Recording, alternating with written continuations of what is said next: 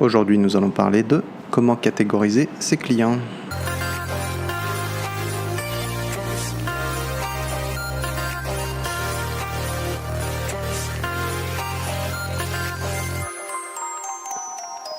Bonjour à tous, c'est Kevin, bienvenue sur ma podcast. Pour ceux qui ne me connaissent pas, je m'appelle Kevin, ça fait 13 ans que j'habite à Hong Kong. J'ai travaillé pendant 4 ans pour une grosse société qui faisait du mobilier pour les magasins de luxe. Ensuite, j'ai créé ma propre société d'import de vin et champagne. Et dernièrement, j'ai monté mon académie de football à Kunming, en Chine. Avec le business de l'internet et la pub Facebook, Instagram, qui se sont démocratisés, on oublie parfois les bases de la vente. Pour bien vendre, il faut s'adresser aux bons acheteurs. On peut catégoriser les acheteurs en 4 catégories différentes. 1. Ce que j'appelle les acheteurs chauds. Ils savent qu'ils ont besoin de ton produit et ils veulent acheter. 2. Les acheteurs tièdes. Ils savent qu'ils en ont besoin, mais pas dans l'immédiat. 3. Les acheteurs curieux. Ils réfléchissent à acheter ton produit, mais sont indifférents à celui-ci. En général, ce ne sont pas de très bons acheteurs. 4. Les acheteurs difficiles. Ils n'achèteront jamais ton produit ou service.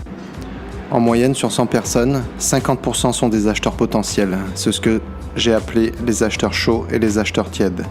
Et 50% te feront perdre ton temps. Ce sont des acheteurs curieux et difficiles. Pour être efficace, c'est important de rapidement identifier le type d'acheteur. Facebook offre d'énormes opportunités pour définir et cibler ton acheteur potentiel. Par contre, avant de te foncer tête baissée dans la réalisation de ta pub et de chercher la solution miracle, prends un peu de recul. N'oublie pas, la vente, c'est créer une relation, un rapport, un climat de confiance avec ton client. Il faut que tu crées ce climat de sympathie pour pouvoir vendre et déclencher l'acte d'achat. Pour ma part, dans mon école de foot, ou si tu as un business un peu plus traditionnel, tu n'as pas toutes ces technologies, Facebook ou autres, tous ces réseaux sociaux pour définir ton client ou ton acheteur idéal. Donc c'est plus compliqué.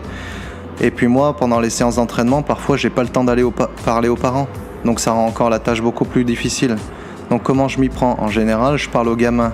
Je vois le nombre d'activités qu'ils ont déjà. Je vois le temps qu'ils peuvent consacrer au football. Je vois déjà s'ils aiment le football. Si les parents sont simplement là, posés sur le canapé et regardent même pas la première séance, je sais que ça les intéresserait pas. D'autant plus que ma première séance, je la fais gratuite pour attirer beaucoup plus de jeunes et beaucoup plus de clients et avoir un panel un peu plus large.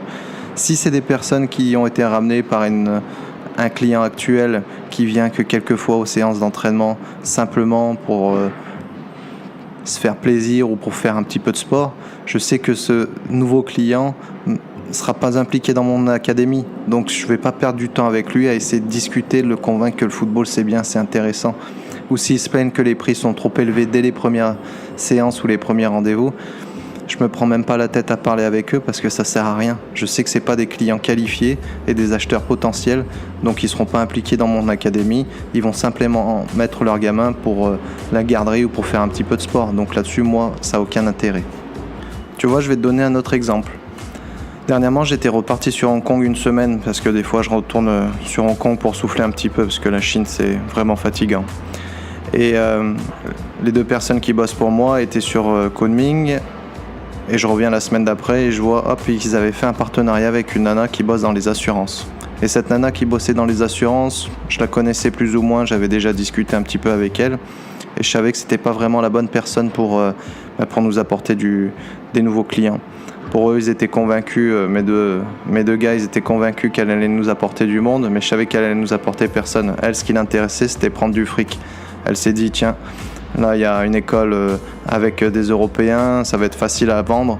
Je vais aller faire un peu la promotion de leur école et puis ramener des gosses et ils vont me filer une commission. Mais bon, elle, son but, c'était juste prendre des ronds.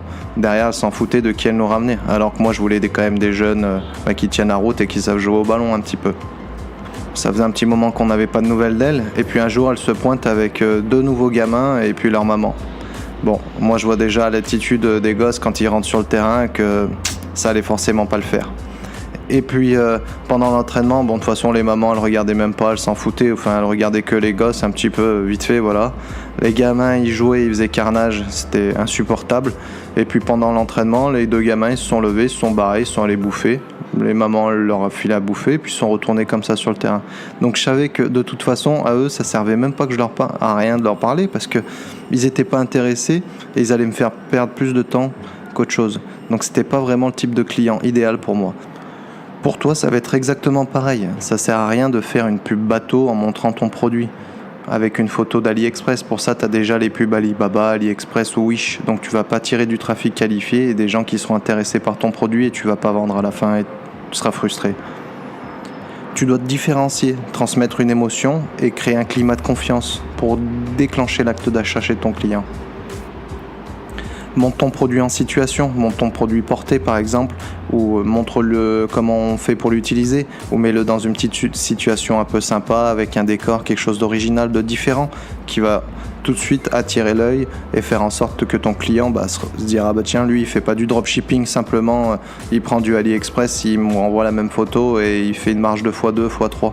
Pareil, ça sert à rien d'aller poster 50 000 pubs dans tous les groupes pour offrir tes services. Si le sujet du groupe n'est pas en lien avec ton service, personne ne va venir dessus. Alors tu auras peut-être quelques personnes, mais tu vas attirer des gens qui ne seront pas forcément très intéressés, donc tu vas perdre du temps et de l'énergie et à la fin tu seras frustré. Commence déjà par regarder le profil de tes acheteurs. Si tu n'as pas d'acheteurs, ou ton site il est tout nouveau, tu dois avoir fait une petite étude de marché au préalable pour avoir défini ton client potentiel. Si tu as des acheteurs, par exemple, tu peux leur proposer ok, si vous me ramenez un nouveau client et qu'il achète, ce nouveau client aura 5% de réduction et vous, sur votre prochain achat, vous aurez 10% de réduction. Comme ça, tu vas pouvoir générer du trafic. Tes clients déjà actuels vont forcément être intéressés et ils vont recommander aux personnes qui seront susceptibles d'être intéressées par ton produit. Donc, tu vas générer du trafic sur ton site qui sera qualifié.